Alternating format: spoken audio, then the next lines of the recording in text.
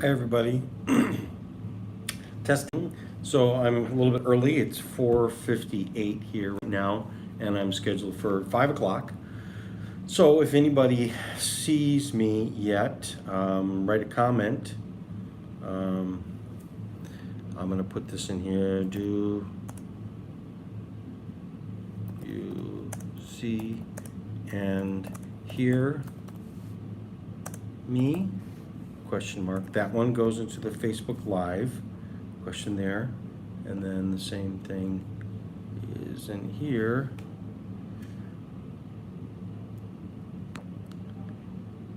Show chat. Okay, so if anybody sees or hears me, go ahead. I'm going to give this a little bit more time. Somebody mentioned last time when I did the elevator music, they like. I think it was my wife. She said that was cute. She liked that. So that was the girl from Ipanema that I did. The fan is kind of loud, so if it, people let me know. Oh, looks like I got one person here. If you see me, go ahead and let me know. I didn't get any questions ahead of time for this this month, so I'm going to go over some of the old stuff and some of the stuff, and then I'm going to do what I want to do. So I do what I want to do. I do what I want. So I'm going to give it a little bit more time. It's 5 o'clock right now.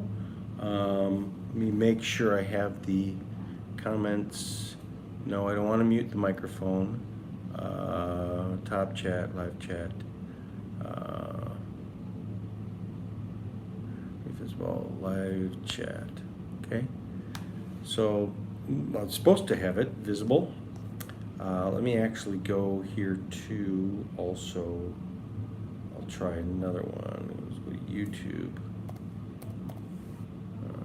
Let's go to there. And let's go to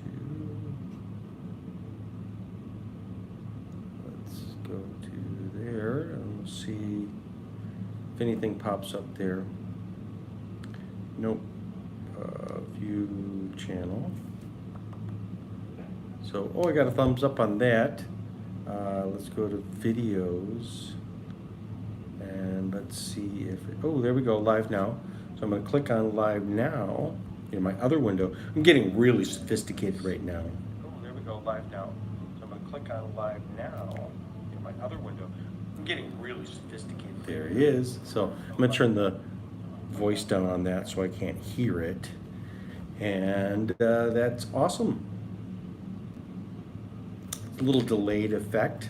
So let's see if I can see the comments in this one. It says two people are watching right now. I'm gonna like it myself. I like it. And then let's go to comments. Not seeing any comments yet. So it's 2 minutes past. Let's go back to some of the old comments so that I can see and go back to my old things. So I had some questions that I wanted to go through.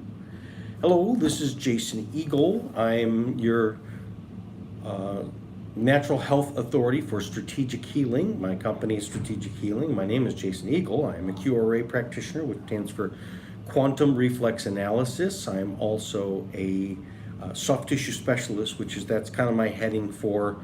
I'm a master massage therapist. I do clinical massage. I also do osteopathic type of manipulation, although I'm not an osteopath. I do manipulation that would be in the realm of chiropractic, but I'm not a chiropractor. I don't do chiropractic adjustment. I don't do ballistic adjustment, but I do movement that will bring about adjustments and relieving subluxations, as well as stretching joints, getting joints to pop back in place, breaking up scar tissue. Some of the deeper techniques that I do is just, most massage therapists, they kind of just work on your body. I do everything, including the roof of your mouth, getting the bones, the sutures to decompress, working on the jaw, working internally, and then I put a glove on and working inside the mouth. So many times people have TMJ and they got the clicking in the jaw, and 5 minutes of me working on the inside of the mouth, like if your jaw's been clicking for months or years, many times people within 5 minutes it's gone, and the clicking is relieved. You get a lot of people that have really bad headaches, cluster migraines and things like that, and it can come from that these sutures are stuck together. So the roof of your mouth, you got the line that goes, when you look at your roof of your mouth, that's a line that goes right down the middle. It's what's called the sagittal line, and actually goes right down the middle of your body. You can see in a pregnant woman, it's that line that goes right down the middle of the belly button. You're kind of like an apple split in half. You're like a Rorschach, where it's one side is this way and one side is this side.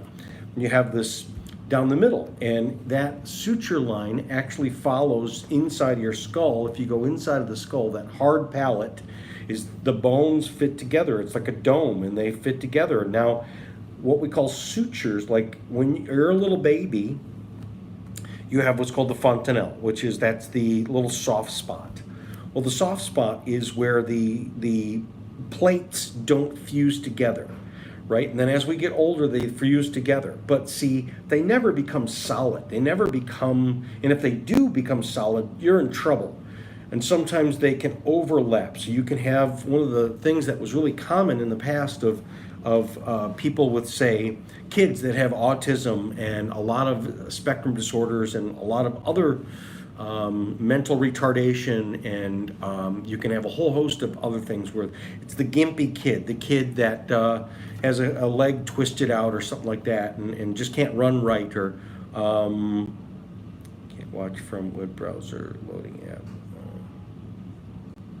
Okay, so Katie, you can't watch from the web browser. So, okay, go to the app. So, in any case, a lot of these problems happened with children who were delivered with what's called the forceps, or what in the past was called the salad spoons, or the, now doctors don't use that anymore because it's caused so much damage.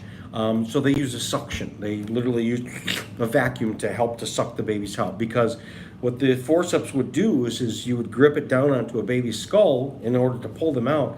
And what it would do is oftentimes that because their head is so soft and the bones are really very, very soft, and so you'd have a baby that would have a dent in their head, and then that dent many times would be there for the rest of their life. And the reason is because as they form this thing, instead of it growing together like this, where the sutures are like a zipper, where it comes together and it expands and contracts, because we have what's called the cranial sacral rhythm, which is your brain is supposed to swell, like the cerebral spinal fluid around your brain is supposed to swell, and your brain, your head, your skull is supposed to give way, which is it's supposed to open and close. Well, many times people, kids that had the forceps delivery, instead of it healing together like this, it would overlap. And if you're on the inside, the brain's inside here, what would happen is it would put pressure on the brain, and it would put pressure, thereby kind of shorting the brain out. So you'd have, whether it was pushing on the language centers or whether it was pushing on the frontal lobe, and you're having kids that were having difficulty sitting still, you were having attention deficit, these types of things. There's a whole host of all types of things, and there's been a lot of work done by people who are craniosacral therapy, which is, I do craniosacral, which is pushing on the body, pushing on the skull, pushing on the sacrum, and getting the cerebral spinal fluid to push back and to actually put it back in place. There's some real famous work of some craniosacral people up in Canada, these two women that were famous. I don't know if they're still around. I bet their clinic is still around, but there was a ton of kids that were, they were uncommunicative, like the worst autism cases, where these kids would be in the corner shaking back and forth, and they couldn't eat, or they couldn't communicate, and they brought them into this clinic. Many of the cases, they actually had to do them in the water. They would do a combination of what's called watsu, water shiatsu, but they would do craniosacral in a hot tub, so that these kids would fully relax, and then their spine would elongate. And then what they would do is they would get these dents in their head or where the sutures had grown together were putting pressure on the brain to go back in place. And then there were miracle cases of children who couldn't speak, who were suddenly like, mommy, were able to speak. They, in many cases where it wasn't that these kids couldn't speak, it was locked up, and they could hear everything, they could communicate with their body or with it, but they couldn't. And so when this opened up, it wasn't like they had to learn how to speak. They could speak. It's just they were trapped inside their skull. They were trapped inside this pushed-on brain. There are many cases like that with, say, for instance, trauma, in terms of kids having, bring them on camera. Okay, Sue Taylor is watching. Good. Okay, so I got some people who looks like they're getting it. So, body work, it has many different realms in terms of how deep, what tissue are you working on. You can target tissue, you can target what's called the fascia, and the fascia is as if like your body looks like underneath your last layer of skin, it looks like you've been dipped in wax from head to toe, and then that layer then attaches to and is directly connected to every muscle, and every bone and every organ is individually saran wrapped in this fascia, which is then connected to what's called the superficial fascia. So many times when people are receiving massage or some sort of body work, and you are working on their head or working on their neck, and they go, oh my God, I feel that in my toe. Is that my nerves? No, it's not really nerves. It's like, it's the shirt. So the shirt is all connected. And so if you're looking at my back, if I pull here and do a twist here, that's like scar tissue. So the connective tissue can be scarred up, and you can see these lines of force, and it pulls all the way through. And so it literally is all connected. And so when many times people get body work done, or even chiropractic or osteopathic manipulation, they'll feel it somewhere else. Or for instance, let's say the problem, a stub toe or a toe that's bent. Why would I work on my jaw? What's that got to do with it? It's totally got a lot to do with it, because it can be twisted up, which can then be twisting up this bag, which is literally pulling your toes in, or pulling your legs in, or pulling your knees in. So body work is this wonderful, great thing, because it's a mystery. It's not a mystery. It's a mystery to you. It's well known to me, but it's an adventure, because you can have so many amazing things. It looks like Shannon is there. Hey, Shannon. You can have amazing things happen with the body work. Okay, bring them on camera. I'm going to add, okay. And bring them on camera, add, okay. Okay, so I don't know what that did. It says bring them on camera. I'm doing that. I added that. I'm not seeing anyone on what is it? That one's Facebook. Oh, so Shannon says he sees and hears me. Yay, that's exactly what I'm looking for. So I'm going to get back to why I'm talking. Maddie. Oh, Maddie Eagle is there. Hi, Maddie. It's good to see you. Add you. This is my niece. So talking about some of the things that I do in particular body work. Alan Ott, I'm going to bring him on camera. Alan Ott, I went to high school with him. Great story. We went to my very first, what was it? Homecoming. And hello, hi, Alan. And I should have gotten, he knows the story. I should have gotten bad trouble for what I did that night, but I didn't. So my dad, he caught me, and he was very gracious about it. Okay, so Shannon's got a question. I'm going to answer questions as they come, and then I'll get back, after I do that, I'll get back to my own stuff. So she want to learn about the third eye. It bothers me to touch it or have acupuncture on it. Okay, so the third eye, what is it? Is it really an eye? Okay. Alan Ott says, I know. And I don't know if he knows about what I did, or Alan Ott is talking about what the third eye is. Okay. So the third eye is the pineal gland. So where is the pineal gland? Okay. So if you go in right here, and then literally you can touch it. It's right here. So right at the top of the roof of your mouth, if you stick your finger right here, Where those two places would meet, that's the pineal gland. And the pineal gland is a gland, it's an endocrine gland, and it's right in behind the pituitary gland. The pituitary gland sits right in front of it. And these are glands that, so pituitary is what regulates growth patterns, but it interfaces with the pineal gland. The pineal gland and the hypothalamus is also in there. There's these kind of three things that are inside there, and they regulate not only your physical body, but your energetic body.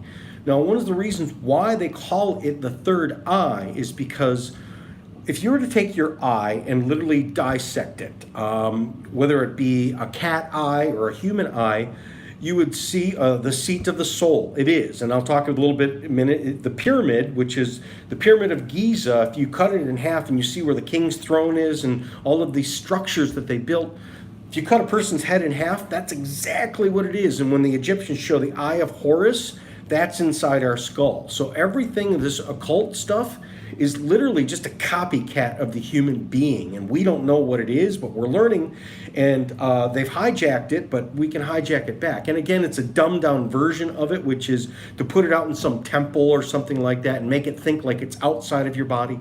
It's not. It's inside your body, and it's a copycat of what your body is supposed to do. So the reason they call it the third eye is because when you take an eye and you dissect it, you will see that the eye is, you've got the cornea, and you've got the iris, which is like a camera and opens and closes. That's that pupil to let light in. And it's just like a camera in terms of the lens, and it bends light and it flips it upside down. And then back behind the eye is where we have what's called the rods and cones. And the rods and cones are, and so people that have a deformity of the rods and cones, those are the people that are color blind, and they see everything in brown or gray or something like that. But anyways, these are photoreceptors. Obviously, because the eye is designed to receive light, which then transmits into the optic nerve, which then goes into your brain. And so where do you really see what you see? It's computed in the back of your head. So we think it's here, we're really in the back of the head. All perception is not here and it's not out here, it's in the back of the head. Now the pineal gland, which is, it sits deep inside this, like I said, it's the seat of the soul, it is the holy of holies. So all of these things like they showed in terms of like on the, what you would call it, the Raiders of the Lost Ark, when they showed those two angels that were on the ark, okay? That is exactly what you look like on the inside. We've got horns on the inside. We've got all these structures that literally are like have been externalized, okay? So the pineal gland is a gland that secretes DMT, okay, as well as other stuff, but DMT, dimethyltryptamine, which is this thing that would be DMT, which is this drug that's in ayahuasca or something like that. We produce this. And what is the job of the pineal gland? Well, it does a whole bunch of other things, but one of the other things that, like I said, going back to what is it really? It is an eye. It doesn't have a lens per se, it doesn't have a cornea, but it does have rods and cones and photoreceptors, meaning God designed us this way with an eye that is supposed to see light, but it's in a dark place where there's no light, okay? Well, is that a flaw? Was that a mistake? No, because it sits right in the middle where remember we were talking about cerebral spinal fluid? This is right where your spine goes up and down, and your spine is electrical energy. And so when they show what's called the caudaceous staff, which is every doctor, every dentist, has that pole with the wings that has the two snakes going up it. And many Christians have looked at it and they go, that's evil, like that's creepy, that's weird. But they also remember when out in the desert with Moses, when they were stung by poisonous snakes, he said, okay, let's make a golden snake and put it on this thing and put it up there, and everyone looks at it, and everyone that looked at it would be healed from the poisonous snake. So what's Moses got to do with snakes? Again, this stuff has all been kind of twisted up. It's a copycat of what's going on. And so that energy is literally your electrical energy is going up and down your spinal cord, okay? It goes up into your brain, back and forth, and then at every nerve, every vertebrae, it branches out, okay? Well, it does look like two snakes because you could trace the electrons, and that's what electricity is. So what that means is could this thing light up? Could you, if it can't see in the dark, but could it see light coming from the inside? Yes, that's what it's for, is it's really put inside of us to, when you electrify yourself, when you get your body in alignment and you get strong, rather than depending upon the outside light to come in, the outside sun to come in, the internal sun comes out. The internal sun shines on the internal eye. And if the eye be single, your whole body is whole. There's two ways of looking at that. One, the single eye, which is if you are able to see with the internal eye. Or number two, if one eye is upside down, one eye is this way and the other eye is this way in terms of internally how we see things. There's the upside down world and the right side up world. Well, if we live in an upside down world, just turn the world upside down and now you see it straight. And that's more of an ideological thing. Okay. So going back to why does the third eye hurt, when she says literally you can press on it right there and you can have acupuncture on the pituitary, on the pineal gland. One, we know that that eye or that organ can become calcified. And one of the worst calcification things is actually fluoride. So fluoride, many people go, oh, the dentist put it in our water because it's good for teeth. It make you not have cavities. No, that's wrong. That's wrong. It turns your teeth into concrete, turns your bones into concrete, which is not good for your teeth. It's been shown to make the teeth more resistant to cavities, seemingly make them harder, make the dentin harder. But what it does is it kills the dentin. So the dentin and even the enamel is a live, living tissue. It's not dead tissue. Your teeth are not dead. Your hair is not dead. Your fingernails are not dead. They're not. They're still alive while they're attached to you. So now fluoridation was put originally in our water by the Germans back during the concentration camps. Same thing is saltpeter is put into the water. Fluoride was put into the water. Saltpeter is put into cigarettes, in particular like cool cigarettes and those menthol cigarettes, high levels of saltpeter. Saltpeter is also put into food for prisoners. Why? Because it keeps them from being angry. Okay. Also, same thing with fluoride. It keeps you keeps you docile. It keeps you, and it has the side effect of also possibly hardening your teeth, but it really doesn't help with cavities. It really doesn't. What works better with cavities is xylitol, right? Because it's a probiotic, which is you will constantly regrow your teeth. And where does what's called the caries dental thing, which is what is eating away at your teeth causing cavities? There's a bacteria called the caries bacteria, which is they create acid, and that acid then dissolves away your teeth, okay? Well, the caries is not coming from your mouth. The caries is coming from your gut. It's coming from your bad gut, and it's bubbling up. And then we also have salivary glands, parotid glands. We have a couple other glands that are just like all these other glands, just like your gut, which is they should have the right probiotics. And meaning it's the living life forms that live in these areas that keep the neighborhood clean. And then also what also allows for the caries to really gain a hold, and especially the periodontal disease as it gets down, it's bad digestion, not enough hydrochloric acid. And if you don't have it, so when people don't have enough hydrochloric acid, they get that plaque on their teeth a lot. And then they build a lot of tartar, and they got the yellowing of the teeth. When you take people, and if you're young enough and you give them sea salt, then they can produce more hydrochloric acid, and then their teeth whiten up and the plaque goes away. Teeth are clean even a couple days after you've brushed them. And if you're older, you actually have to use hydrochloric acid as a pill form. But people that use hydrochloric acid dietarily, when it's necessary, they notice, like, not only does my digestion work better, but oh my God, my teeth are clean. And it's like I can go a couple days without brushing and you don't have the plaque. And you'll notice that if you've got like a diseased gum, periodontal ligament, where it's loose teeth, you'll start to see the teeth will firm back up in the periodontal ligament because it's killing that bad bacteria that's grown, because it's really grown in the gut and it's not even in here. This is everything that we've learned is so much of a lie and wrong. And the natural ways are the good ways. They are the healing ways, and they are the ways of keeping this body alive. And this body, if you really think about what this body is it's not that we were born and then you grow to an adult and then you're done, and then as you get older you're shrinking because you're losing tissues. No, it's not like that. It's not like a house that you build and then it just falls apart because the weather is on it and the rain is washing it away. No, our body is constantly being printed like a 3D printer. So we are more like a house that it's being rebuilt by micro little robots, little nanobots every single day. And so your house will literally grow all the time, and it's growing.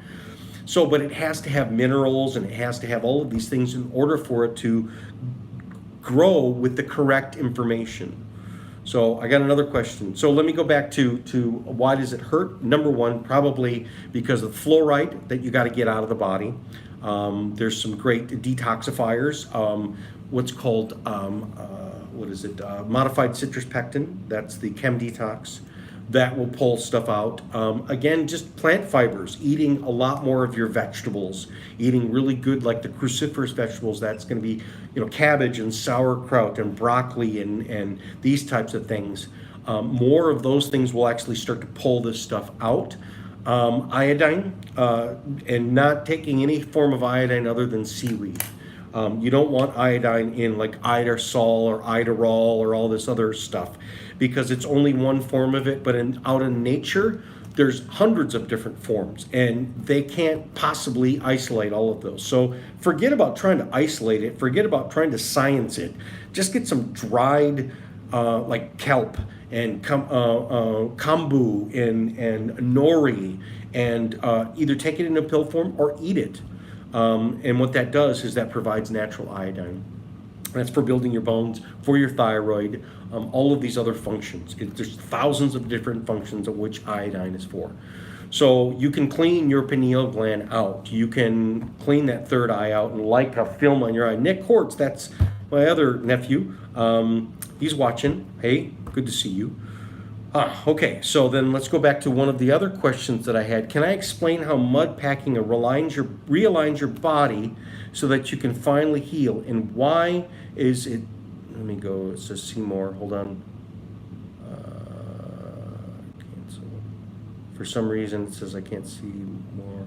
I like the comment. And why is it so necessary for true healing? Okay, so number one, what mud packing is neurology is what runs everything. Remember we talked about the skull fitting together, and if there's pressure on your brain or concussions, that is literally what a concussion is. And those are the worst. Those are the worst, and those are the most insidious, and they can be there and you don't even know about. Let me see, I'm not getting comments on live chat. Okay, I haven't seen any on YouTube yet. Okay. What a concussion is your brain is inside your skull and it's surrounded by a cerebral spinal fluid, like an egg. If you imagine an egg with the yolk inside of it that's surrounded by a fluid, the reason that the yolk is surrounded by the fluid is because so that it doesn't smack on the inside, because eventually that yolk, little baby chick grows off of it, and that's its umbilical cord. Human babies are attached inside, and the food that goes in the bloodstream that goes into the mother goes, well, an egg is an external womb, and so the yolk is all of the food necessary for life. Well, it floats inside this juice so that if it ever gets knocked, it will slow down before it smacks at the inside of the skull. So a concussion is it's hard enough that like you go like forward, and what happens is your brain with inertia and momentum will keep going forward and will smack on the front of your skull or the back. So if you get hit here, it can smack in the back. And so it doesn't take much to create bruising or broken blood vessels. or even micro that, where you're not going to see broken blood vessels, but you're going to see damage in the brain. And then over time, what happens is a concussion, the real damaging ones, is then it starts to form scar tissue. And if you see scar tissue inside the brain or inside a blood vessel, it's, instead of it being nice tissue, organized tissue where the blood flows through and the nerves flow through, it starts to twist up. And it's this web that twists up and it grabs onto stuff. And so why can a person who's like a hockey player or a football player and they had enough concussions is retired at 45 going, blah, blah, blah, and literally they can't talk? Because the concussions build this scar tissue, okay? But you can also have the scar tissue go all the way up and down your spine. So you can have where your head smacks forward and then you get some brain swelling, and then that starts to pull up on your spinal cord. And your spinal cord can then start to tear away a little bit from like the arms, so the spinal cord goes down, and on this side at every vertebrae, it's like the arms go through the sleeves. The nerves come through two bones. And so we can have a twist up, and where it's twisting off to go to that side. That's why a person can have, say, for instance, a problem in their body where it's this shoulder is always bad, or this kidney is always bad, or this whole side is always bad. So if we have in our body where you have two of anything, I got two eyes and one's bad. So most, like, say, conditions that are, let's say, a more disease process or a body-wide deficiency is if you have two of anything, it's going to be both of them. Both eyes are, so glaucoma is typically both eyes, right? It's not neurologically based. It's more systemically based. It's more biochemically based, okay? Whereas if you have two of anything, one ear, this ear doesn't work. Well, usually it's because it's coming from the spine, because to make this ear work, it connects to this spine, which then connects to this side of my brain. So this side of the brain is this ear. This ear is this side of the brain. This arm is this side of the brain. This finger is this side of the brain, conversely. So if we're having a problem with that shoulder, like I can get this shoulder up that far, this one can go up easy, whereas this one, it's always a problem, and my clavicle's out, and now it's starting to break down. You look at the spine. You look at the nerves being twisted up. Now, what the mud pack is understanding that the spine is literally wires. It's electricity running through the wires, okay? Well, what electricity is electromagnetic. And so there is where the wires are, but like a cell phone, it's in the air. It's not in a wire. So you can have a wire, but then if the wire is beaming a signal, it's this invisible waves of energy. And that's the vast majority of what your neurology is these waves of energy, magnetic fields, right? These are real, these are true, these are testable, these are manipulatable.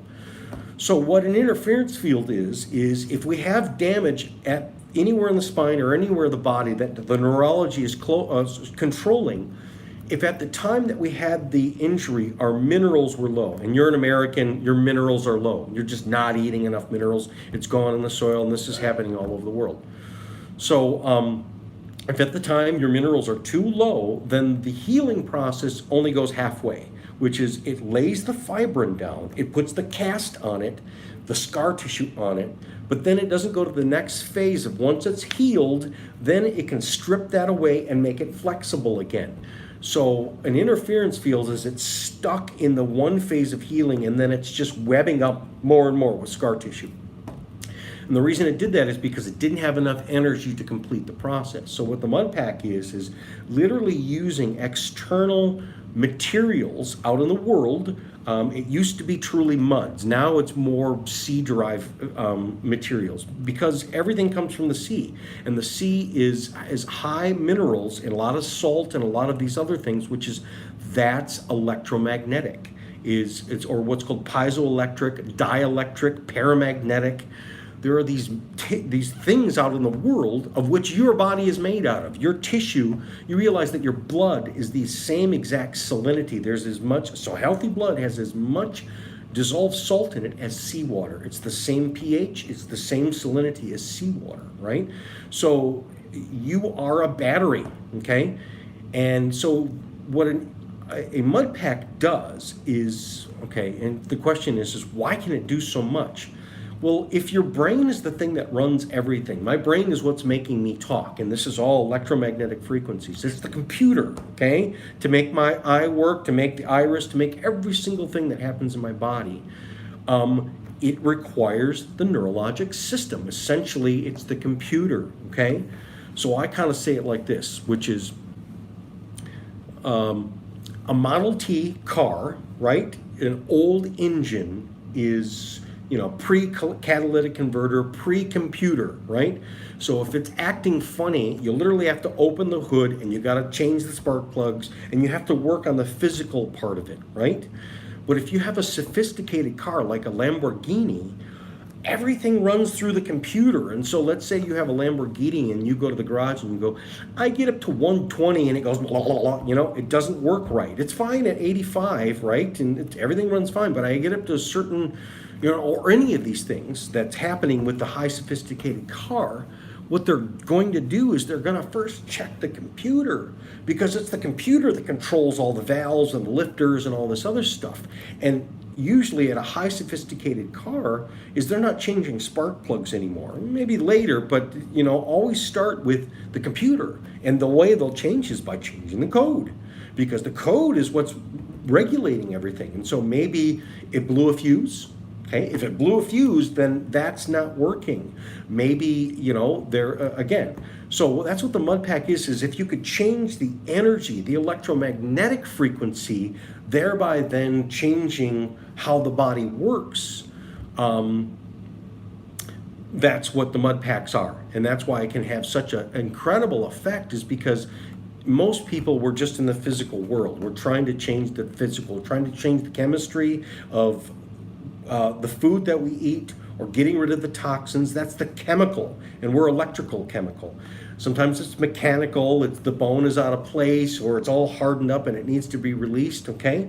But that's the side effect of what's really running the show. The really running the show is the energy, okay? And the energy is manipulatable, meaning you can pump more energy with these mud packs very into specific places. And if you had where the energy is spilling out at the spine, you'll see this in people that have a neck injury. These are the older people that their head is forward. They have they're the grandpa that has their head forward. And what that is if you saw the neurology, what it means is when they were healthy and their head was on straight, the muscles that are controlled by the brain, the muscles in the back are equal to the muscles in the front. They're a tug of war and it stays balanced. Or like a teeter-totter with two little girls, two twins. They're equal size and they're going to be balanced. But you take that one twin off and put the little fat boy on it, now suddenly fat boy's down here and little girl's hovering up in space. She's not heavy enough to balance it. So this side is too heavy and it's overpowering that side. So think about it this way, which is the flexors are stuck because they're not being adequately opposed or balanced by the extensors. And so it literally is the nerves are shorted out and that whole section is not working. And so this just tightens up because it has no one opposing it. So it's a tug of war that like three people walk away and suddenly these people win just because it's not equal. You just let go and suddenly, and that's what happens is the muscle can only shorten up and tighten up. It has, hi Ernestine, it's good to see you. Okay, so what the mud packs do is they literally put the energy back on. They replace the energy, they pump the energy, they recharge the electromagnetic frequency in that area and put a patch to make it work like it's supposed to. Okay, and then you will start to see it in the body. You'll start to see the head come back. You'll start to see the kidney start working again. Whatever it is, because the kidney is being controlled through the brain, right? Everything is the brain. Everything, and here's the other thing, is the brain everything? No, the brain's not even the brain. This is the brain. The gut is the brain. Because the brain actually has to be fed. And what's running this show, all the neurologic connection, we have more neurologic connections in your gut, in your small intestines, trillions more than you do actually in your brain. So the most important brain is actually the gut brain. which is your intuition. And again, it's what we always knew. It's just we didn't think there was science behind it, and we didn't think it was. We thought we knew better, but we don't. And what we do know better is that it all comes from the simple things. And digestion runs everything. Elimination runs everything. If you can't poop and you can't get the waste products out, you're going to drown and get toxic in your own. Like if you take the tailpipe and stick a tube and bring it back into the car, that's a way to go lights out. You know, some people do that. They lock themselves in the garage.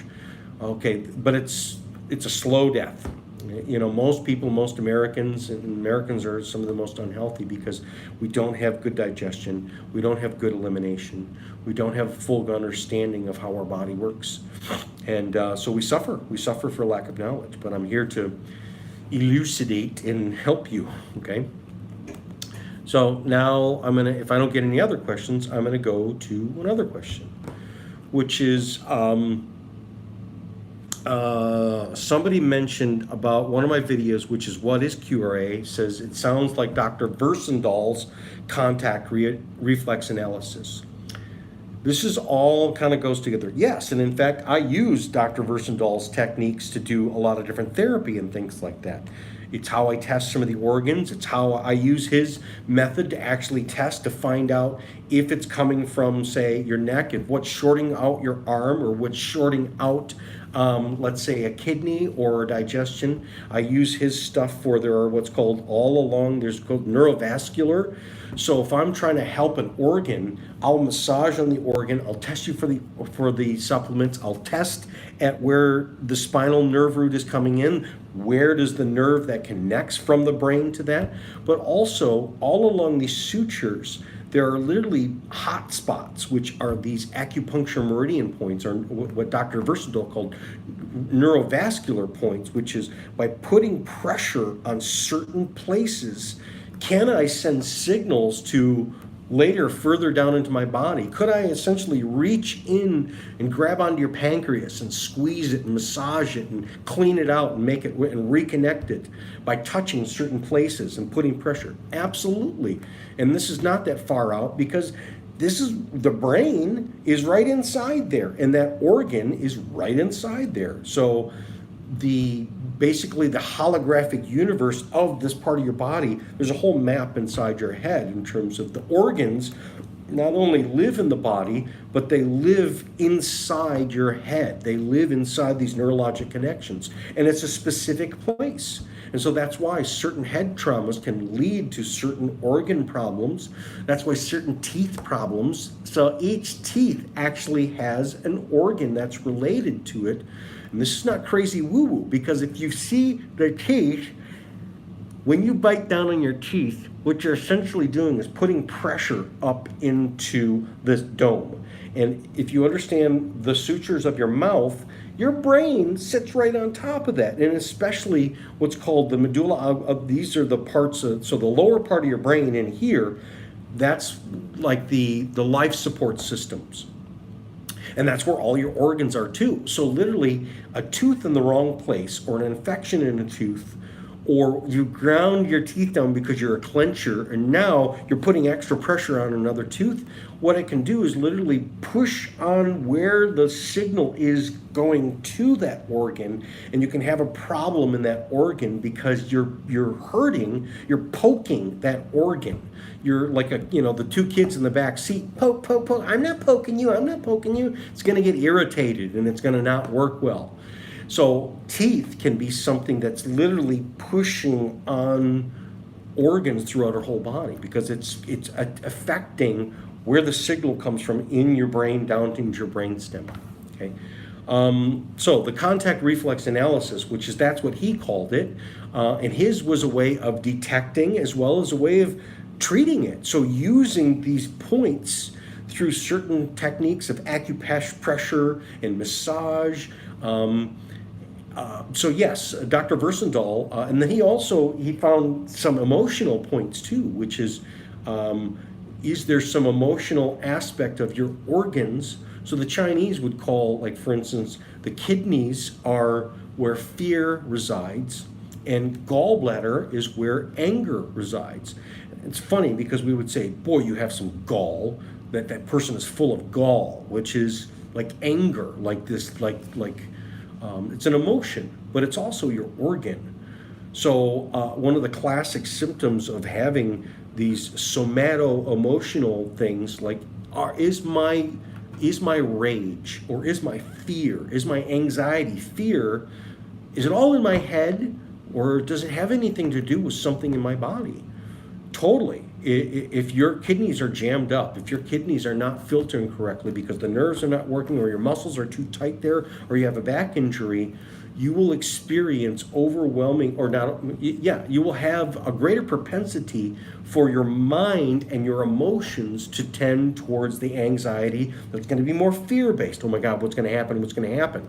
Whereas the gallbladder, if we have some problems with the gallbladder, your gallbladder's jammed up, you will have this they don't stop it. I'm not a mean person and I'm not a fighting person, but this is pushing my buttons. So is it all in your head? Is it all just a personality? Or is it a relationship between your body trapped inside this bent up cage that is poking the cat inside, poking the bear? Are you poking the bear? And if you're poking the bear, don't get angry that he doesn't like your food and will bite you, okay? Another question is your thoughts on the keto diet and how it treats different issues. So keto stands for the ketosis. And ketosis is a state that your body gets in. Ketones are they're like a gas, but it's a juice. And it's really a byproduct of dissolving fat and turning fat into glucose and ketones. And ketones are these, like I said, it's a juice that floats through your body, and high levels of ketones are produced when our body shifts into low carbohydrates and eating higher levels of fat and protein, but in particular fat, okay? Now, why do we want to do that? We want to do that because many of our modern day issues, many of our modern day problems are traced back to insulin resistance, too much sugar and not being able to lower the sugar, too much sugar, or or bad response to sugar, a bad insulin response, meaning my insulin doesn't lower my sugar fast enough. That leads to inflammation. That's the boat that inflammation is sailing upon. And most of our conditions, probably all of our real disease process and pain, is all inflammation. So if you take away the boat from inflammation, it has nothing to float on, okay? So what the ketogenic diet is limiting carbohydrates or 100% zero carbohydrates. There's multiple ways of doing the ketogenic diet, and going into a state of ketosis. And ketosis is, again, after you've burnt this fat and not fueling on carbohydrates, your body will then start to release these ketones into the body. And and you can use these ketone test strips, which is, they're used for two things. One, the primary level of the ketone test strips is for diabetics. The reason is that if you go into what's called diabetic ketosis, that's dangerous. That's very dangerous, and your kidneys can jam up and you can die of renal failure. Well, that's a disease process that's called ketoacidosis or what's called diabetic ketosis. That's completely different from dietary ketosis. That's a disease process, and that's where it's like way too heavy, okay? Now, the ketone strips can also be used for when you are decreasing your amount of carbohydrates and increasing your amount of fats. You want to see that you get into the ketone states, which is, the best fat burning process, as well as what the brain likes the best. So if you want a kid who wants to study for, their SATs and really do well on a mental test, it's a combination of intermittent fasting and the ketogenic diet. Get them into, and do it a couple months ahead of time so that they are able to get into the ketogenic state. And in a moderate to heavy ketogenic state, that's where the brain works optimal. The neurology, it's brain food. It's actually the strongest brain food. The brain likes ketones better than sugar, better than glucose. Now, it's still feeding on glucose too. Don't troll me and go, oh, you're wrong. Okay, it's a combination of things. Now, one of the reasons why the ketogenic, why it works for so many different issues is because most of the issues in the body of pain, is inflammation, is related to this excess carbohydrates and poor insulin response.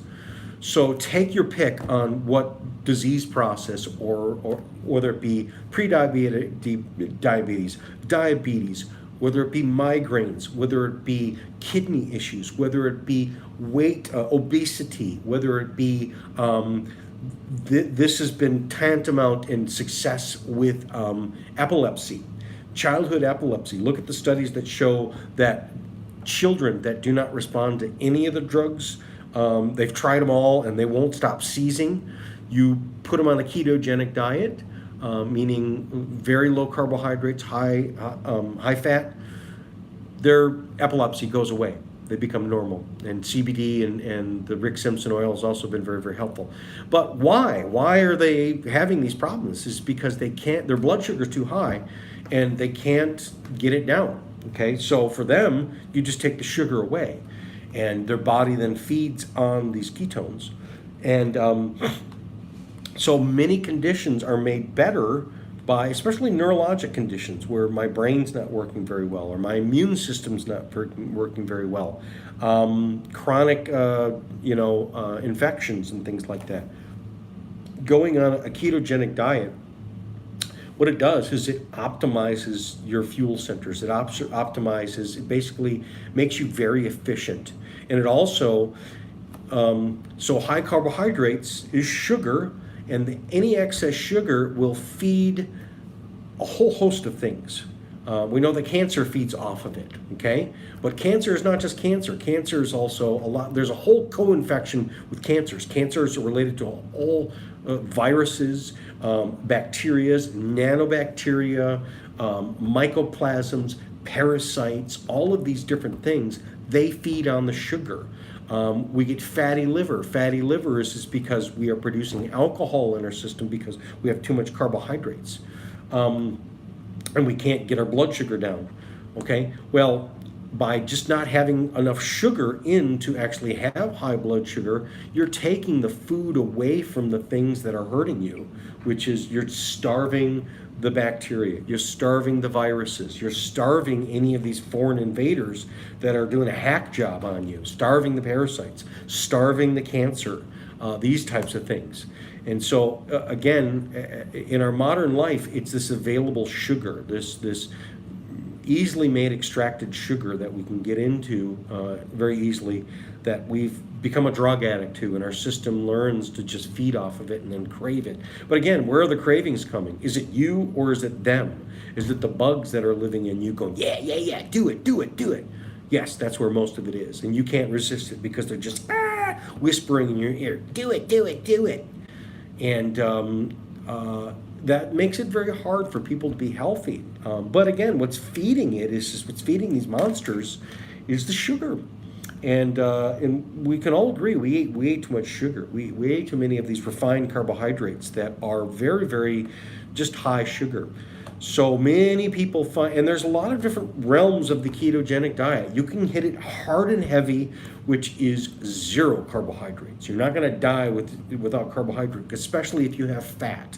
If you have fat in your body will dissolve that fat and will turn it into glucose, and will fuel your body off of that. And it's like a hoarder, basically, live off of what you've stored first before you go shopping again. And you can empty a overstuffed pantry by just not going shopping. That's the whole idea of the ketogenic diet. Here's another thing. What do you recommend for addiction to cigarettes or really any substances? Cigarettes are, first and foremost, is most of the addiction in modern cigarettes are coming from the additives in. Had many people cut way down or completely stop smoking with this method, which is, it's very hard. Smoking is very hard because it's twisted up into, it's a behavioral thing. It's related to the sugar. You like, sugar and donuts, or cigarettes and donuts and coffee. They all kind of are in an orgy together. So it's very, very difficult to. So one of the very first things is, if you're going to do it on your own, and I do not recommend like the Chantix or all these other substitute things. People can say but those are really toxic things too. So what you do is, I recommend that if you're a smoker, what you do is you go to the organic, switch whatever brand you are doing, and now switch to the American Spirit. And additive free, I prefer, like for instance, the organic. Now they even make a menthol one, which is real menthol, not these crazy chemicals and stuff like that. And what happens is you'll notice that a person that goes down to a natural tobacco, most of the addiction stuff. So a full pack a day, 2-pack a day smoker on conventional cigarettes is able to go, I don't need it as much. And they find that the nicotine is not as addictive as all of these other chemicals. Like I said, they put saltpeter and all kinds of formaldehyde and really toxic substance that also is very, very highly addictive. So first of all, you go down to just a regular tobacco, a regular clean, additive-free tobacco. And then you start weaning yourself down to less and less and less. And you can eventually get down to, if you could, the studies show that if you smoked a cigarette that was an additive-free cigarette and you were able to smoke just one cigarette a day, that's not enough to do any damage to your lungs. You could literally smoke for the rest of your life. Now, most people who are addicted smoker, they're like an alcoholic, which is, it's like potato chips, man. I can't just do one. Like, I'm just going to have to get rid of it all. And I agree. Then you can't do it. And if you cannot just do one, then you can't do it. And so the best bet is to just do this method. If you're going to do it on your own, if you're going to do it with help, the acupuncture is about 80% effective. It's very, very effective. Hypnotherapy can also be very effective. I like actually the acupuncture because they actually they turn circuits on in your brain where the cigarettes taste horrible. I would still say then switch to an organic cigarette, or an additive-free cigarette. There's my sister. Hey, baby bro. I'm her baby bro. I'm still a little baby. I can't believe it. She's proud of me, and I'm proud of her too. Thank you. This is what I found for people that have been like, I couldn't believe it. I was able to completely quit cigarettes in a couple months. I've had people too where it's like, I was able to get down to like 2 a day, 1 to 2 a day. And if you could do that, there's no problem. There really is no problem, because it's not enough to really, and your lungs can heal. But most people, you got to just cut a cold turkey. There's another thing that I recommend, which is any type of, whether it be, drugs. Now we talk about the opiates, which has scrambled your brain. The nicotine has scrambled your brain too. All the other drugs they've scrambled your neurotransmitters. It's like the rats got in and screwed the wires up, and like there's no hope of untangling it. And to get back to normal, you got to untangle this stuff. You got to get back to who I was before I did this. You get other kinds of drugs. So for instance, the methamphetamine, you get, all of these designer drugs. You get people who have even done the antipsychotics or the anti-anxiety medications. They can screw your brain up too. But you do not cut those cold turkey. Like, do not just all of a sudden, I'm stopping my Prozac. No, don't do that. You got to taper down. You got to do it with a doctor. But I also recommend another substance, which is Premier Research Labs makes this product called Tranquinol. And Tranquinol is something that you can take to fall asleep. So it's kind of a sedative. It has not lobelia, but valerian, that's one of the strongest herbal sedative. But it also has another herb in it, which is called ziziphus, or in India, it's called jujube. Ziziphus is one of these flowers, so they use the ziziphus flower. Jujube is going to be like the fruit that it makes. And it's kind of like a gumminess. It's like where we get that word jujubes. That candy was named after this Indian fruit. Well, this Indian fruit makes a flower, And this is called ziziphus flower. And ziziphus flower has been shown to be one of these things that helps to unscramble neurotransmitters. On basically, so what you do is as you're tapering off, or as you're eliminating these substances, you do it with the help of the tranquinol, meaning you take maybe 2 before you go to bed. That will help. 2 to 3 will help you to fall asleep an hour before bedtime. That's what the normal use is. But you can find people that if they're dealing with anxiety and stuff like that, they can literally take it during the middle of the day. Don't take maybe 1 or 2, because any more than 2 can make you a little drowsy. So you'll take 1 after breakfast, another after lunch. Some people who really have been on a lot of anti-anxiety or are drug addicts, say coke addicts and opiates, they can do 2, okay? And spread it throughout the day. And what it does is it gives you this internal stability, and it safely helps your body come back down to the ground, and so that the brain is then fused back together correctly, where the neurotransmitters are really rewired back to the way that they're supposed to be. Because a lot of times with the drugs, we're so far off we don't know where normal is anymore. And that can be really harmful. And it can be really scary, because people go, I'm just stuck with this for the rest of my life. And so there is a natural way to do it. There's a safe way to do it. And again, if any of these substances, do it safely. A person's not going to die from cutting cigarettes cold turkey. A person can die from cutting alcohol cold turkey, like that one in particular. If you're trying to wean yourself off of alcohol, like, the drug addicts, the alcoholics, they literally, you can't just throw a person in a room. Now, certain drugs like the methamphetamine, yes, you can literally cut them off and they'll go through horrible things, but they won't die from it. Whereas alcohol, people can die from it. The DTs and those things, is the body has gotten so used to it, the body can die from it. So be careful getting off of these substances, is you got to do it slowly. Come off of that ledge slowly and come with support. Clean your body up. The juices, if you remember Iron Man, which is, the thing, he drank that green juice. Green juices are extremely healthy and very helpful in terms of bringing these substances that bring you back to real life. The green plants bring you back. Can't get any lower than green plants, green algae, those types of things. Can't get any simpler than that. They retain the memory of who you are and where you came from and what you're supposed to be and what reality is all about. And that's the thing, is we did these drugs because we wanted to escape reality. And I don't blame you. It's pretty nasty, okay? But that's all an illusion. The true world is out there right now. And it's, plants and animals, they know nothing of this stuff, and they still maintain normal behaviors and normal brain waves and normal energies and normal systems, and very strong, especially from healthy places. So bring these things into your life. Bring the greens in. Bring the greens mixes. Bring, green juices. Now they're available. Like Kroger's has the good green juices. Yes, some of them are expensive, but you can find them. So you don't have to juice yourself. You can go buy these things. So there really isn't any excuse. And again, only you can benefit from it, which is you will get stronger when you're doing these right things. The reason that we went to some of these is because we were too weak. And, it stands to reason while you would do something to take the overwhelmingness down and fill you up with energy, but it's a false sense of energy. And wouldn't it be nice to get back to the normal and natural and go, what is real life really like?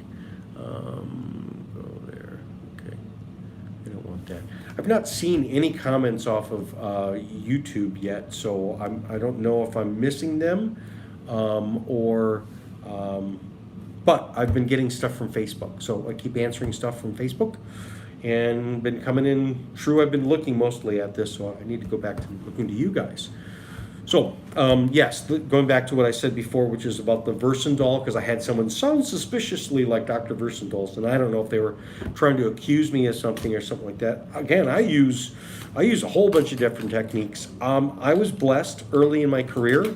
I spent 9 years. I shared a practice with Dr. Chase, a chiropractor, in St. Clair Shores. I had an office in his, and he let me shadow him all the time. And he was a protege of Dr. Goodhart and Dr. Versendal.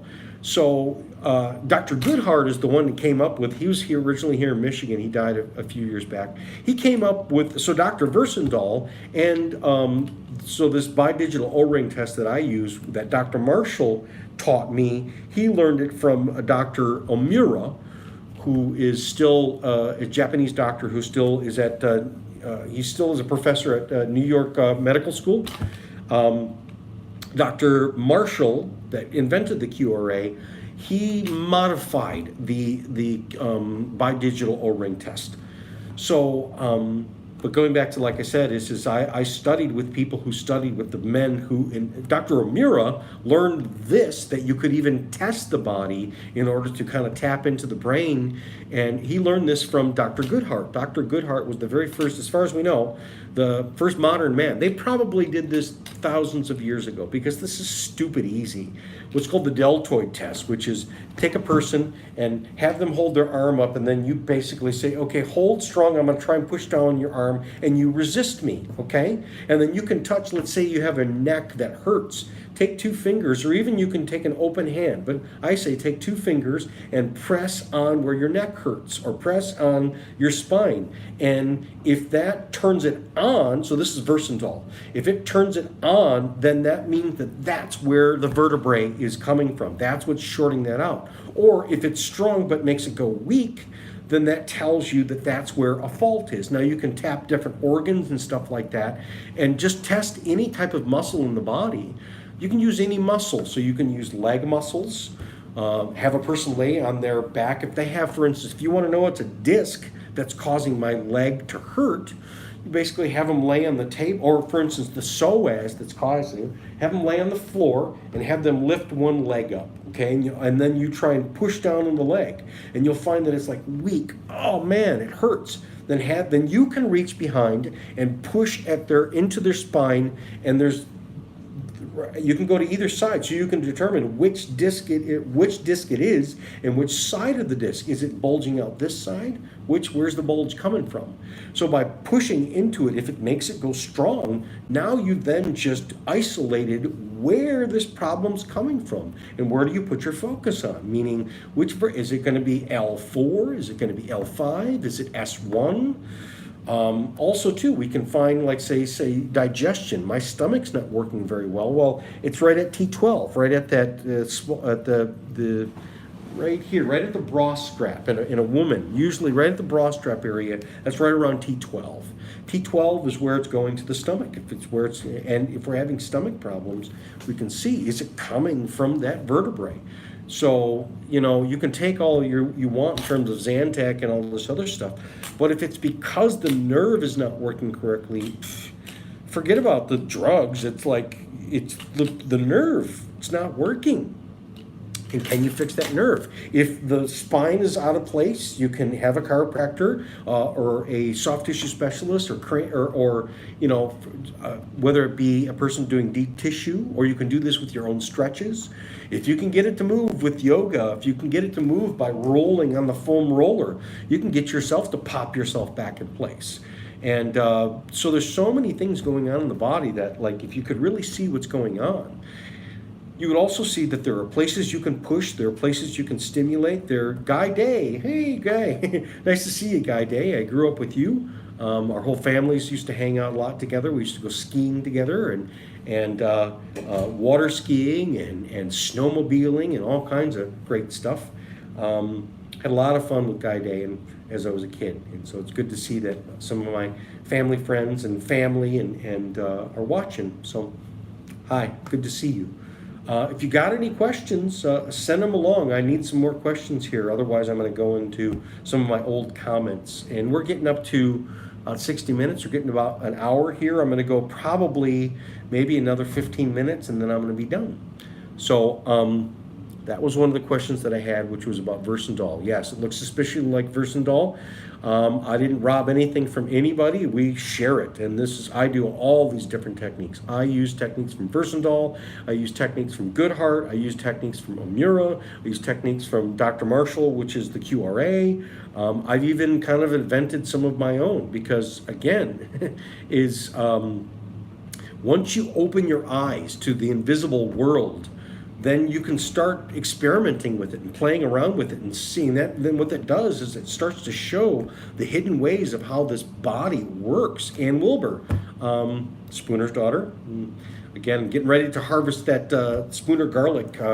I keep it going, and it's doing good this year. I didn't have as many of the garlic plants, but the ones that did come through, which is, I did it the correct way, which it stayed in over winter and it came back up in spring, and I'm going to harvest it here at the end of July. And then I'm going to use some of those again to reseed for next year, and then just keep it going and going, and then expand it. Garlic is one of those amazing things. Oh, I had a lady today that told us, no, did you ever heard of black garlic? Black garlic is this garlic, how do you stop dental cavities from occurring? I talked about that earlier, which is making sure that your minerals are correct and making sure your gut ecology is correct. So the microbiome, fixing on the microbiome, that will fix the, and then again, making sure you have enough hydrochloric acid. So having your sea salt up, most adults should be probably close to a full teaspoon of sea salt every day. And then if we need to supplement with the hydrochloric acid, that will stop the dental cavities. And then the other thing that also stops dental cavities, this is what the dentist approved, is that 5 applications of xylitol a day will stop all dental caries. So that means you brush your teeth with a xylitol toothpaste. That's 1. You use the ice chips, which is maybe a couple times a day. That's 2. You chew a xylitol gum, maybe twice a day. That's 5. So that's 5 different types. Or like say it's morning and evening. So I've got 2 times of brushing my teeth. Sometimes people can brush their teeth 3 times. So what they showed is if you can get 5 doses of xylitol a day, the ice chips are really awesome. They're like a candy. Again, you can buy xylitol at the health food store. We made our own ice chips. You basically just melt it on the stove, and then it's like making rock candy. Xylitol is one of these fake sugars, but it's not. It comes from birch syrup, so arabinogalactin is similar to it. But xylitol is one of the 8 healing sugars. It's very sweet, but it's not, doesn't raise your blood sugar at all. But what it is it's a probiotic sugar. It feeds the good bacteria, thereby outweighing the bad bacteria. And so you can cook with xylitol. You can use it in place of sugar. So you can make muffins. You can make, basically put it on your cereal. It's a replacement. It tastes sweet, but it's one of these things. So again, for kids, instead of candy, you can get them the ice chips and let them have the ice chips and let them have 3 or 4 of them along with their brushing their teeth. You get to kids early enough with the xylitol, they'll never have cavities ever. Okay, and that's awesome. That's amazing. So, and it's tasty, and it's something. It also rebuilds the whole gut ecology. So, black garlic.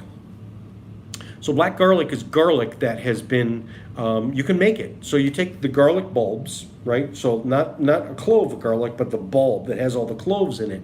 And the most traditional way of making it is they would actually bury it in compost piles, because compost piles get like 140 degrees inside, and it stays like that. And so you can make it by putting it in a crock pot or something like that, and then letting it be on the low setting for like a month. So and what it does is it dehydrates it, but it also it ferments it. So it starts to ferment, and the garlic turns into these black cloves. And these black cloves, they kind of shrink, but it's like they're like a gummy. They're like a garlic gummy, but it concentrates the sugars, and they're super sweet. And when you chew on them, they're kind of like a black tar. But what they are is just garlic that has been fermented garlic that is also, you're increasing and growing these sugars, and it's these healing sugars. And black garlic is something that can be ingested. First of all, they use it as like gourmet foods. I found it, they sell it at like Papa Joe's, or I've oftentimes seen it where the garlic is. You'll see see it in bags. It's this black garlic. I've seen it at Nino's, which is here in Michigan, one of these gourmet restaurants, or I'm sorry, gourmet grocery stores. I've also seen it at Meijer's and Kroger's here. You can find it. You can order it online. I've seen amazing dishes that have like slivers of this fermented or black garlic. It's kind of like the caviar of garlic. It has really neat flavors, but it's also medicinal. I had a woman come today, and she's fraught with a whole bunch of digestive problems. Her tummy always hurts her, and she has to do this and that and this and that. Well, one night she was having trouble sleeping, and she goes, and she's been doing the black garlic, and then she said, maybe I'll just try the black garlic and see. And she got out of bed and took some black garlic and drank some of this special water, and like boom, like that, like suddenly. And then she said, I woke up and didn't even realize I fell asleep. It worked that quickly. And this is just garlic that has been allowed to ferment and concentrate the sugars, and it's delicious, but it's so medicinal, it's so healing, and why is it healing? Is because it's fixing what's missing in the gut. It's feeding the correct bacteria. The sugars are feeding, and so not all sugars are bad. There are healing sugars. That's one of the things, like for instance, there's been a lot of studies that have shown agave and literally tequila. Yes, it's an alcohol, but like blue agave, which is many of the tequilas are made out of blue agave. Agave is like an aloe plant. It's actually in the aloe family, and it's high in these sugars. It's these healing sugars, and so you can do agave syrup, which is a sweetener. But there's also been people in terms of probiotically taking the blue agave plant or tequila. Not enough I'm not recommending people drink enough to get, I can have my margaritas. No, because that's full of a bunch of sugar. But you can medicinally do some of these alcohols. And that's one of the alcohols that's grown on the blue agave. And what it does is it imparts helps the gut. So there's been many recent studies showing that the blue agave is very helpful with leaky gut issues. Now, again, that's not everybody, because there are many people that have a bad reaction to the alcohol. But there's a whole host of all kinds of conditions that the blue agave, even in tequila form, has actually been very helpful for. So quite interesting in terms of what these sugars do. What good sugar is, natural sugars, grows the good things. But most of us, we are in such a deep doo-doo that our first stage is to take all sugars out, even the healing sugars. Because there's so many of these bad guys that are they're just waiting. And so what we have to do is we have to starve them. It's kind of like, that one story where the Indian boy comes up to the grandfather, the old Indian grandfather says, "Grandfather, I feel like there's two wolves inside of me, and I'm being torn apart. There's the black wolf, and then there's the white wolf, and I don't know what to do. And one represents doing the bad thing, and one represents doing the right thing, and I really want to side with the white wolf, but this black wolf always gets it. What do I do? Should I fight him? What do I do? I kind of feel like I want to fight him." And, it's like when a person says you've got a bad habit, you should fight that bad habit. You're wasting your time if you're fighting this thing, especially the dark energies, the dark things. You're wasting your time fighting them because they feed off of that. They feed off of strife, right? And so the grandfather says, don't fight it. Just don't feed it. Feed the thing. Stop feeding it. Turn your back on it and don't feed it. So if we get angry, very quickly do your counting, which is Ryan Screven. It's another one of my family members. It's great. I got so many family members here. So the dark things, which would be like the bad behaviors, the bad thoughts, the bad habits, these types of things. Like a person who has, like, say, anger management issues. One of the top things that is still used in anger management classes was what you do with toddlers, which is just count. count to 10, right? 1, 2, oh, I want to smack them. 3, 4, 5. Breathing. Here's another great technique, which is the square breathing, which is count your breathing. So take 3 seconds or a count of 3 to breathe in, then a count of 3 to hold it, then a count of 3 to exhale, then a count of 3 to hold it. So you're holding equal amounts. So to kind of, and this is great for your whole neurologic system, but it helps with bad emotions, bad thoughts, these dark energies, the dark wolf. You don't feed it by just taking your time and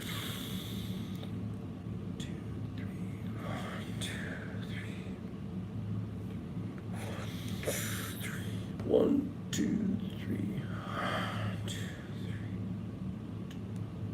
So you're holding the breath in, I've just now breathed this oxygen in. Hold it long enough for it to build energy and feel good, right? Then exhale it and hold it long enough for it to go, okay, I really need that. This is what I feel like without it. I need it. So it gives you what it feels like when you have it, so you appreciate it. And it also gives you, what do you like without it? You should appreciate the loss. So sometimes you don't appreciate something until it's gone. And the closest things, the most essential thing to us is not food, it's not energy, it's breath. You will die the quickest without breathing. The next is water. Then the next is food. You can actually live quite a long time without food. You can live quite a long time too without water, but less than the food. The thing that you live the least amount with, the thing that you need the most, is the oxygen, is the breathing. Okay? So again, what did he say? He says, just don't feed it. So don't waste your time on fighting these things, especially fighting even a bad habit. Don't beat up on yourself. If you notice, it's just noticing it. Just watch yourself. Get in the back of your mind, because that's where it's all happening. Be aware that we think that we see things right here, and we think that we see things out here. It's out there happening. But allow your perception to come close to, okay, is it really here? No, it's here. It's behind the eyes. That's where the intelligence is. That's where consciousness is behind the eyes and behind the head, outside of the head. You have a consciousness that's not even in this body. You're able to step out of this body and see yourself above. Like you have a person that literally passes out and they go, like, I was above my body. Like I watched myself. Consciousness not even stuck in this body. It's able to get out of this body. And the reason is just that you could objectively look at it. Like when you are, able to see a person, why do they do this? It's easier to be outside of it and go, well, it's easy to see that they're triggered, or it's easy to see that they're hungry or they're cranky or all these other things. So can we do this with ourselves, which is step outside of yourself, get behind your eyes and put your consciousness back to where you're observing it. And so that means like, man, I did it again, which is I shouldn't have eaten that, or I shouldn't have done that, or I shouldn't have thought that. Okay? You can't stop it. You can't stop it. And the harder you try, it likes that. It's striving. It likes your striving. The harder you try and get it, it's like trying to get a cat. Like, come here, kitty, come here. No, forget about it. So just turn your back on the cat and leave your hand open. Leave it open and just observe. And what will happen is then the cat will come to you. So it's the same thing, which is, if I want these behaviors to change, I hate it when I do this. I don't do what I do want to do, and I do what I don't want to do. And I've been trying to fix this. I've been trying to change. I've been trying to lose weight. One of the things is just sit back and watch yourself. Just observe it. Don't even try and change it. It's when you observe it, it gives you the ability to actually step out of it. And then it's easier to change it because you see your body doing it. And then it loses its hold on you. You go, that's not me. I'm not the addict. I am not the alcoholic. It is my body. It is my flesh and body. It is the bugs that are living in me that's the alcoholic. It is the dysbiosis that is the alcoholic, not me. So, can a person ever say, like, well, once an alcoholic, always? It's your body. It's your body. And can you ever starve that and change it and get it where it changes? Yes, you can. Because your spirit and your person that lives in this thing, it's not affected by these drugs or this or that. It's the body that's affected by it, that's then leaching its way into the spirit. But you can always snap out of it. So use the spirit and use your intention to start healing the body and start changing the behaviors. And one of the things that changes the behaviors is don't be so hard on yourself. And don't try and change. Don't try and change. Just observe yourself.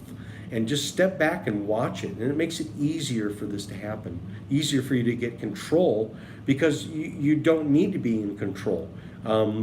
You just need to be conscious of it. Have consciousness of what you're doing. Because see, most of the things that are, for instance, are habits, it's like, oh my God, like I've taken 5 bites and like I just noticed I was eating. I didn't even notice it. We were unconscious as we were doing it.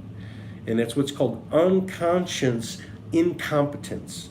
And so the levels of, and this is, I'm going to finish up with this because we're just getting a little bit over, and I said I was going to be finished. But mental healing, or in terms of what is the optimum of a person being in control or being in all parts of their life, which is, how do you know you've learned something? You've learned something when it's become like a ballerina dancer, or like, for instance, like a person who's doing flips is, I don't even think about it anymore. Or like an actor. You'll have many actors, like professional actors or stage actors who go, I've been doing this run, we've been doing this play every night for like 3 months, and like I get on that stage and I'm gone. Man, I see my body and I'm acting it out. Or this is what, like, for instance, all of the war heroes would say, which is, you are so heroic, like, and they'll all say the same thing, which is like, no, like, I was scared, but yet it was my training took over. I wasn't thinking about it. It just, my body took over. The training just took over and I just watched myself doing it. That's what's called conscience or unconscious competence. That's the highest level of which is, I know what I'm doing, but I don't even know that my body knows what I'm doing. So the first level of what most people are trapped in, which is, this is addiction, which is what's called unconscious incompetence. So incompetent means you don't know what you're doing, but you don't know that you don't know what you're doing. It's hidden, all right? So the base level is unconscious competence. So how do I get to that highest level of where I'm consciously competent? The next layer up on the rung is conscious incompetent, which is become conscious of what you don't know. Admit what you're doing. Admit what's happening. Admit that you don't know what you're doing. Admit that you're out of control. Then it turns, and then it goes into, so it's not buried, it's not hidden anymore, because now it's come into consciousness, but it's not what I want it to be, but at least I know.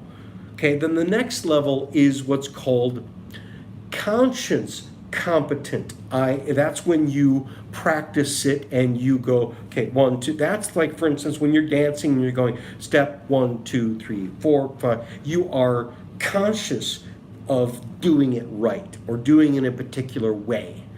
But then the next layer is that you've become so conscious that it then goes back into, or I'm sorry, so let me go, it's unconscious incompetence, conscious incompetence, yes, then it's conscious competence, I am cognizant of it, then it becomes unconscious competence, which is I'm competent, but I'm not even conscious of it because it just acts out.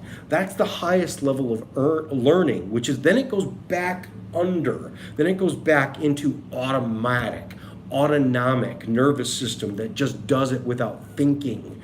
And because it's been practiced so much and it's become part of the new habit, because most of the habits is you are unconscious of what you're doing, but it's not working for you.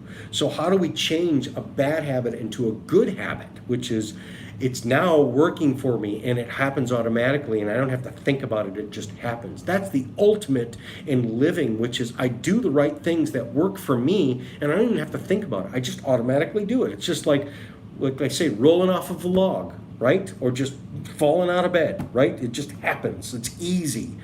That's the ultimate in terms of consciousness and ultimate in terms of control of your life, which is now your body is acting out because your spirit has been able to feed into it, and now they're on the same level of where you're moving forward, and everything that you do, or almost everything that you do, and even the wrong things get turned around too, because you have a good attitude about it, and you're not hard on yourself. You're not like, oh, darn it, you idiot, you did it again. No, you stop that, because it's like, made a mistake, okay, well, let me into this, at least I know I don't do that again, right? And you don't hurt yourself. There's no harm, no foul. So, if you don't make mistakes, you don't learn, and we learn more from the mistakes, and we all know this, but we don't want to do the mistakes. Because we're unconscious of that. Right? So become conscious of it, like, wait a minute, I did learn more from my mistakes. Why am I trying to avoid my mistakes? Why am I not doing it? Because I'm afraid of making a mistake. Don't be afraid of making a mistake. And don't be afraid to just stand back and watch yourself do stuff. Because you watch yourself long enough, then you'll be able to go, I'm going to head that off at the pass, and I'm going to stop it before it ever starts. Because I've noticed, oh, that's right, I do that when I'm angry, or I'm bored, or I'm hungry, or these things, or I'm a little bit sick, or I haven't slept well. You take care of those things, and then you never get to that place of where, oh, I did it again. So, all right, well, thanks everybody. Thanks for showing up. Thanks for your questions, and keep them coming. And I'm going to do another one of these probably in a month, maybe even less than a month. So keep an eye out for the notifications and things like that. And to all of my friends and family that I haven't physically seen in a long time, it's so good to see you on this platform. It's so good to see that you're watching, and I appreciate you very much. So until next time, bye.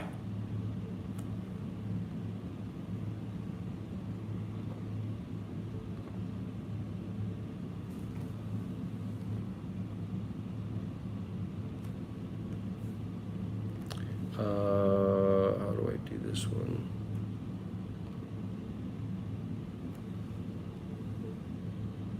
That one's still going. Hold on, I'll figure out how to turn this off.